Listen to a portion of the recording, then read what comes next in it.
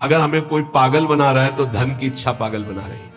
इसलिए अगले शब्द में कह रहे, धन दौलत कछु काम न आवे, कमल नयन गुण चित बिनु दीने, मन पछितई है भजन बिनु कीने। सबके दिमाग में एक रुपया ही छाया हुआ है। बड़ा विचित्र खेल है। खर्चा करने में छाती पीड़ा पैदा कर, संग्रह करने में संग्रह करते करते मर गए। गांव में धन एकत्रित करके दीवाल में गाड़ दिए, मोटी मोटी मिट्टी की दीवालें हो गई, वो मर गए। जब दीवाल खुदी तब पूरा जीवन कंजूसी करके समेट करे, या बैंक बैलेंस में जमा करते करते गणना में सुख का अनुभव रहा, इतना इतना और जमा, इतना और जमा, मर गए। किसके काम आएगा? क्यों नाम रूपी धन एकत्रित ना कर पाए? क्यों धन के द्वारा गौ सेवा, साधु सेवा, समाज सेवा, नाना प्रकार की भागवतिक सेवा, ये क्यों नहीं लाभ ले पाए? ये धन का बहुत बड़ा प्रभाव है, माया का बहुत बड़ा अंग है, जो हर एक के दिमाग में अपना असर किए हुए है। हम जो भी प्रोग्राम करें उसका परिणाम धन हमारा होना चाहिए। चाहे वो कथा हो, चाहे वो यज्ञ हो, चाहे वो पूजा हो, जो भी हो। कोई बिरला ऐसा करता है जगत में, ऐसा नहीं कि नहीं है, कोई बिरला ऐसा करता है कि इसका फल हो श्री कृष्ण प्रेम लक्षणा भक्ति है।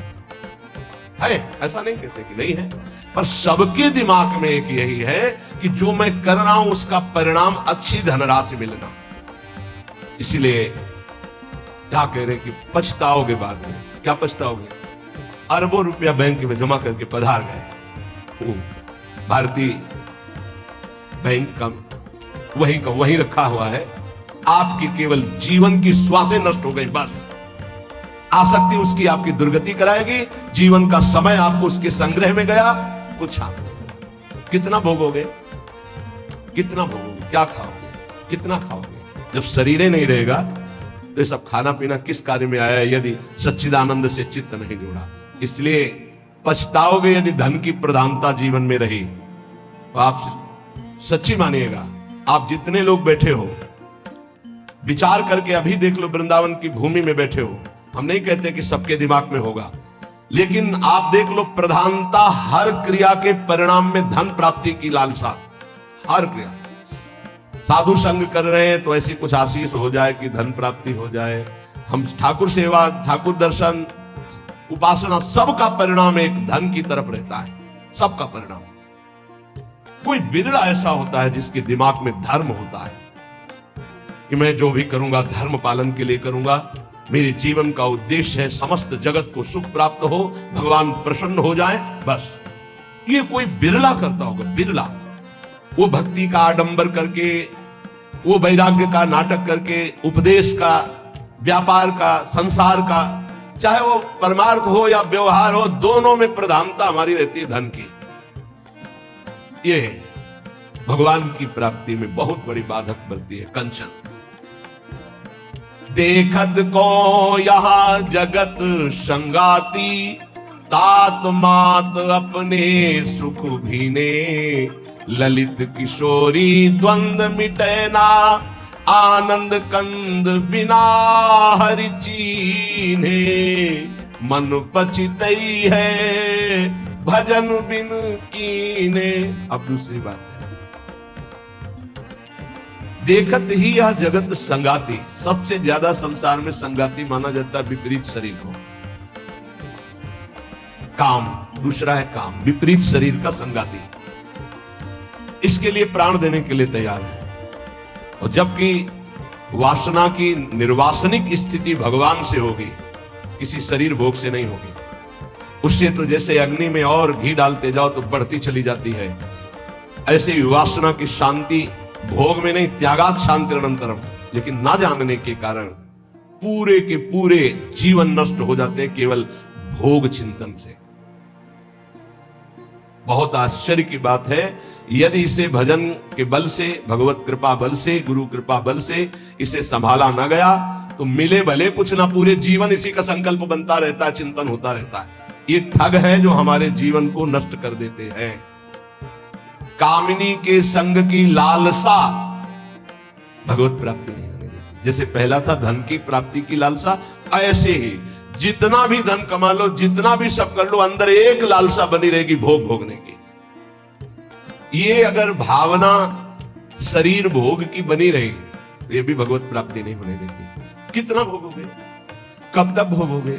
जब शरीर ही छूट जाएगा तो कौन तुम्हारा साथी होगा? बहुत विचित्र बात, बहुत विचित्र बात। देखत को ये जगत सगाती। इस संसार में केवल देखते देखते पूरा जीवन हो गया, कुछ नहीं देख पाए। 50 साल के हो गए, 40 साल के हो गए, भोगते भोगते जीवन व्यतीत हो, कुछ नहीं भोग पाए। क्या है? असंतुष्ट, वासना। इसी तरह से जितने संबंध है सब धोखे के संबंध है। उनमें यदि भगवत भाव करके नहीं जिए तो वो बंधन कारक है, धोखे में समय गया। पहला दिमाग में धन रहता है, दूसरा दिमाग में भोग रहता है, और जो इनको थोड़ा दबा पाया भजन से तो तीसरा दिमाग में रहता है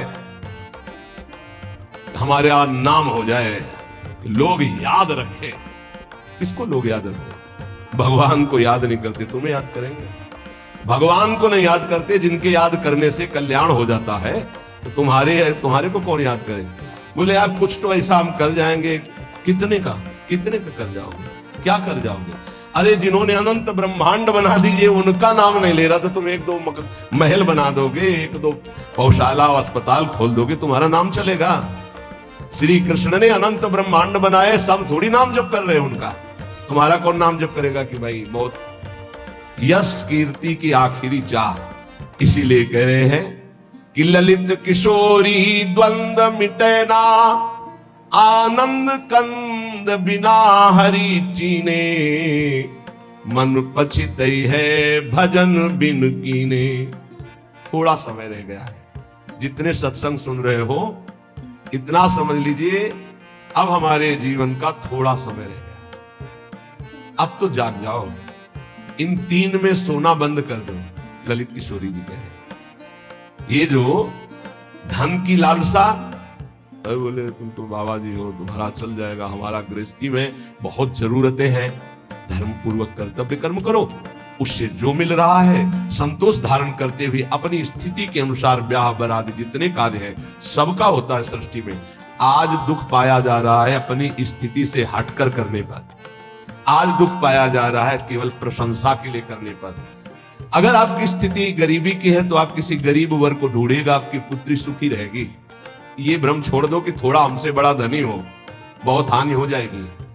अगर आपकी स्थिति है और अपनी स्थिति के घर में बेटी का ब्याह करोगे तो बहुत सुखी रहोगे।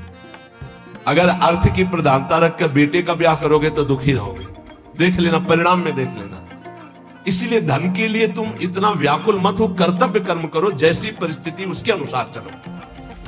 भोग के लिए इतना व्याकुल न रहो। जो धर्म पूर्वक पाणी ग्रहण किया है, भगवान की पूजा की भावना रखकर उसका, तो आप उससे मुक्त हो जाएंगे।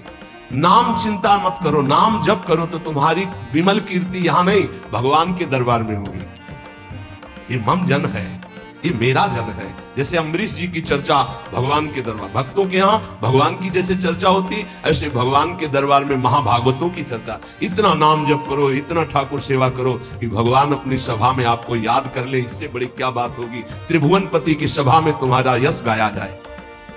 जग जाओ। अगर अभी नहीं जगे तो फिर अब जगने का समय नहीं है, जगाया जा रहा है। ये सत्संग है मोह निद्रा से जगाने का। यहां तुम जिससे और किसी से प्रीति करते हो वो तुम्हें सुला देगा, जगाएगा नहीं। मोह भरे वचन बोल करके, मोह भरे कपट भरे वचनों को सुनने में बहुत अच्छा लगता है, लेकिन जब अध्यात्म और सत्य के वचन तो ऐसे लगते हैं बहुत कड़वे। मुंह मीठा भीतर कपट, पर्दा रहे है बास। मुंह में मीठा बोल रहे, हृदय में कपट हो, वहीं पर्दा लगाए भगवान बैठे वहीं देख रहे। जो सतमार्ग के पथिक है उनकी जबान में भले तुम्हें कड़वाहट लगे, लेकिन हृदय बहुत मीठा है और बेपर्द होकर भगवान वहां से बोल रहे। पकड़ पाओ तो पकड़ लो। गोला मारे ज्ञान का संत सिपाही कोई, उत्कट जिज्ञासु बने तो अजब उजाला होए। अजब उजाला होए अंधेरा सब ही नासे, अंतर्मुख हो लखे आत्मा अपनो भाषे। कहे निर्भयानंद होए जिज्ञासु भोला, और जब संत मिले सिपाही तो ज्ञान का मारे गोला। अगर भगवान का पार्षद कोई संत जो विशुद्ध स्थिति में है, उसके वचन क्या करते हो? गोला का काम करते हैं। बोले ऐसा ज्ञान का गोला माला कि काम क्रोध लोभ मोह मद मत्सर सब मर गए और दिव्य प्रकाश हो गया हृदय में। गोला मारे ज्ञान का संत सिपाही कोई, उत्कट जिज्ञासु बने और अजब उजाला होए। अगर संत वचन सुन लिए तो अमोघ से खाली नहीं जाते हैं, ये तुम्हारे जीवन का परिवर्तन कर देंगे। बस आपको जरूरत है उन शब्दों को पकड़ने की। जिस समय अंतर्मुखता बढ़ने लगे, आपको अपने दोष दिखाई देने लगे, जान लेना संत वचनों का प्रभाव शुरू हो गया है। अंतर्मुख हुए लखे, अपने दोष दिखाई देने लगे, मेरे में ये कमी, मेरे में ये कमी, हे भगवान ये मेरी कमियां कैसे दूर होंगी? तो जान लो संत संग का प्रभाव आपके ऊपर पड़ रहा है। आत्मा अपनो भाषे, अपने आप से अपने स्वरूप का बोध प्रारंभ हो जाता है जब किसी सच्चे संत का संग मिलता है। पाता है निज आत्मा विषयन सो मन रोक, काम क्रोध के वेग की जो सही जावे झोंक। संत संगी वही है जो काम क्रोध के वेग को सह जाए। काम आया सह गया, क्रोध आया सह गया। हमें देखते हैं कि काम क्रोध को सहने की तो वृत्ति साधक में है, लेकिन ईर्ष्या को सहने की शक्ति नहीं है। वो जहां ईर्ष्या करता है, दूसरे से निंदा करने लगता है, तो फिर उसकी काम क्रोध की शक्ति बढ़ जाती है और वो सहन करने में असमर्थ हो जाता है।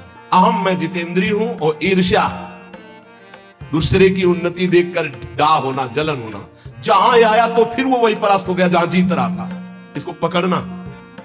गुरु कृपा से काम और क्रोध पर विजय प्राप्त करने की योग्यता साधक में आ जाती। बहुत शीतल हृदय होने लगता है, क्या कुछ नहीं। और जहां उसके अंदर ये अहम आया और दूसरों को देखकर जलन होने लगी, अपने में अहम आने लगा, वही उसकी सामर्थ्य घट गई और वो उसी विषय के लिए रोने लगा। काम क्रोध आदि उसको परास्त करने लगे। समझना, इस बात में आध्यात्मिक चर्चा है जिससे आपको परम पद मिल जाएगा।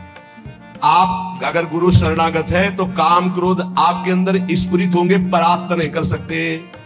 चिंगारी की तरह स्फुरित होंगे, ज्वाला की तरह नहीं। पक्का समझ लो। दो बातें हैं यदि तुम काम क्रोध से परास्त हो जाते हो। पहला, आप गुरु आज्ञा का उल्लंघन करके कोई गंदी बात देख रहे हो, कोई गंदी बात कर रहे हो, कोई गंदी बात करने वाले लोगों का संग कर रहे हो। अगर ये नहीं तो फिर तुम काम विजयी होने का अहंकार कर रहे हो। अन्यथा स्फुरणा होती है और शांत हो जाती है। उसी मार्ग से चले हुए अनुभव की ये बात है। हम किसी की दूसरी तर्क वाली बात नहीं मान सकते, छाती की बात मानते। ऐसे स्फुरण होता है और शांत हो जाता है, क्योंकि उसके लिए कोई चारा नहीं है। धीरे धीरे स्फुरण भी बहुत कम होने लगता है। पर जहां देखा गया अपने में अहंकार आया कि मैं जितेंद्री, और जहां दूसरे की उन्नति से डाह, तो फिर वही उसको परास्त कर देते। चिंगारी को ज्वाला बनने में देर नहीं लगती। वो चिंगारी तब शांत होती जब भगवत साक्षात्कार हो जाता है, सूक्ष्म रूप से विकार रहते हैं। पता है निज आत्मा विषयन सो मन रोक। जब संत वचन रूपी प्रकाश आपके हृदय में हुआ, तो ये जब पता हो गया कि तुम देह नहीं हो, भले अनुभव नहीं हुआ, तो अपने मन को विषय में जाने से रोको। बोले काम क्रोध के वेग की जो सही जावे झोंक। इनका झोंका आता है हवा का, जैसे झोंका। हवा का झोंका आवे, तूफान आवे, किसी पहाड़ का आश्रय ले लो, बच गया। छोटी मोटे पेड़ आदि का आश्रय मत लेना, नहीं टूट के गिर जाएंगे आपके ऊपर, वही मार देंगे। क्या करना है? पहाड़ का आश्रय। पहाड़ कौन है? भगवान के प्रेमी महाभागवत जनों के वचन, या भगवान नाम, या भगवत लीला गुण कीर्तन। जहां कामादि दोष आवे मजीरा उठाओ, राधा राधा राधा एक मत सुनो मन की। देख लो अभी साफ हो जाएगा गंदगी जो आई थी। या कोई संत के उपदेश सुनने लगो, या भगवान की लीला गायन करने लगो। प्रियालाल के चल जोई जोई प्यारो करे शुरू करो, और आज वह देखिए तो प्यारी चले जाओ वहां तक। 84 पदों का गायन पक्का। जब तुम्हें काम सतावे, चतुरासी जी का गायन शुरू कर देना, गायन। और अगर ना चला जाए तो हमसे बताना, ये निज अनुभव की बातें हैं। चतुरासी जी का फल ही है भवजल निधि को नाव, काम पावक को पानी। तो जो सही जावे झोंक, या आंधी आती जाएंगे, टिकेंगे नहीं। आगमा पाइनो अनित्यास्तास्तितिक्षु भारत। जो सही जावे झोंक, यार विक्षेप हटावे। निद्रा और आहार जुक्ति सो धीरे से घटावे। समझिए, काम क्रोध की झोंक आई तो कह रहे यार इस सह जाओ, भारी विक्षेप है, थोड़ी देर के लिए है, विचलित मत होना। विचलित वही होगा जो काम की खुराक रखे हुए है। खुराक क्या है? मोबाइल खोला, गंदी बात देख ली, या कोई अपने हाथ से गंदी क्रिया कर ली, या गंदे जनों का संग कर लिया। इससे क्या होगा? आप झोंक नहीं सह पाएंगे विकार की। कह रहे हैं जो सही जावे झोंक यार विक्षेप हटावे। प्रभु के दर्शन में यही बाधा है, नहीं तो खुले टहल रहे हैं। वृंदावन है, यहां खुले प्रभु टहल रहे हैं, बस दृष्टि चाहिए।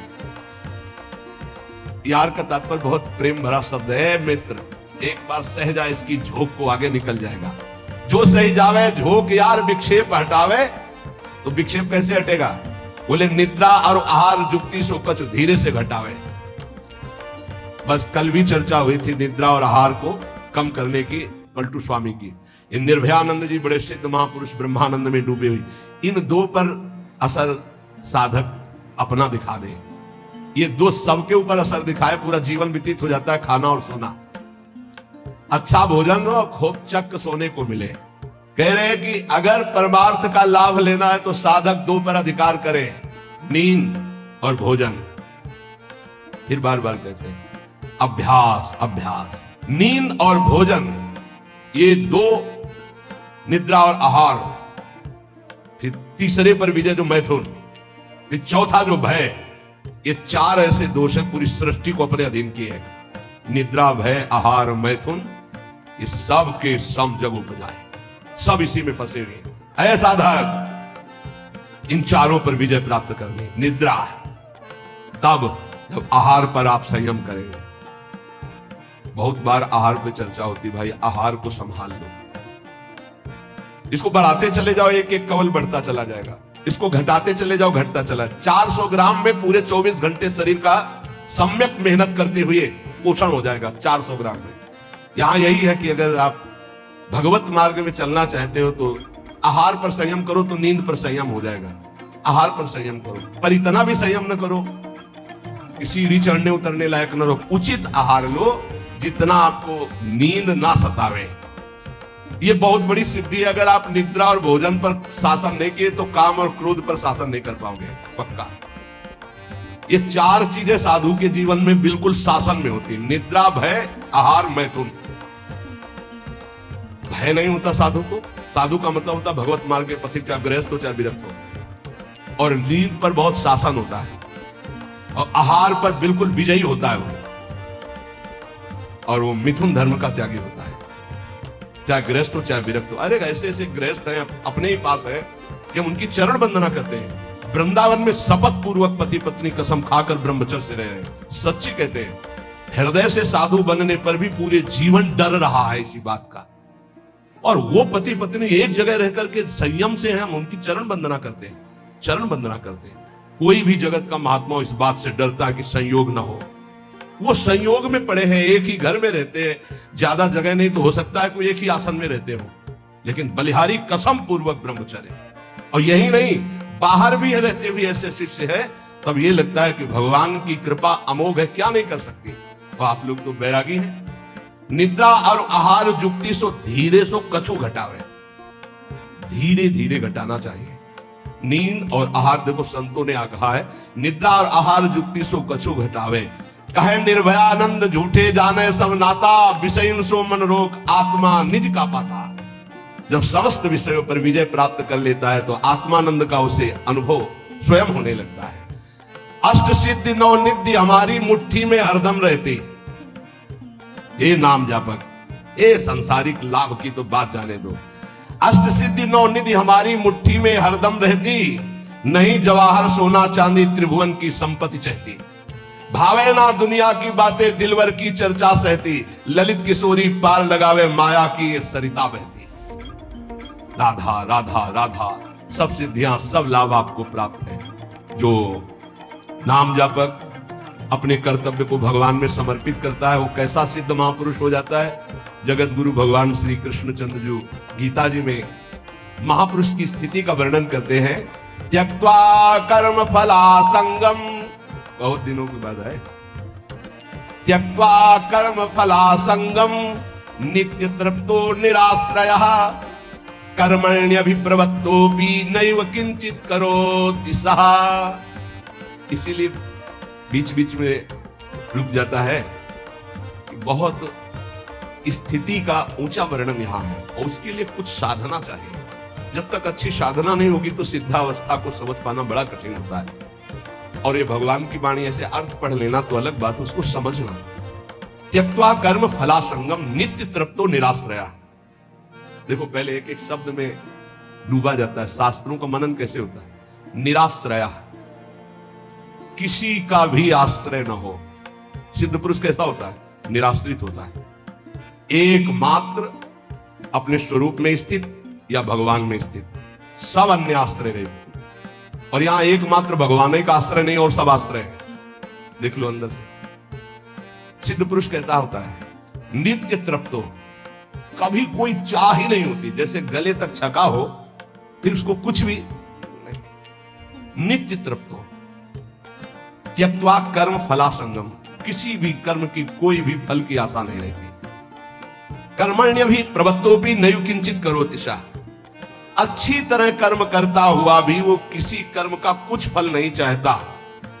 स्वाभाविक केवल भगवत प्रेरणा से कर्म हो रहे हैं, उनके कोई फल की इच्छा नहीं, क्योंकि जो सब कर्मों का परम फल है वो भगवान का साक्षात्कार उनको प्राप्त हो गया है। ये सिद्ध पुरुष के लिए श्लोक गाया गया है।